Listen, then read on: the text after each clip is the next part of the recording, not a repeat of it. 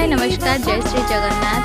आपण एमानकु जानि परछथि एमाने किए हां आपण केमति जानिबे एमाने होछथि से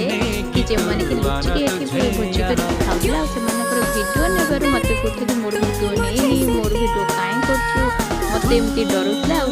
तो होला आज्ञा मने आपण मानकर वीडियो करि परिबे कि मो मोर तो वीडियो करि परिबे ना तो सेमानो को वीडियो बंद करिकि मो सेठु पळे आसली खाइबा को तो खाइबा रे चिकन भात सलाड थिला बस सिंपल ही खाइबा थिला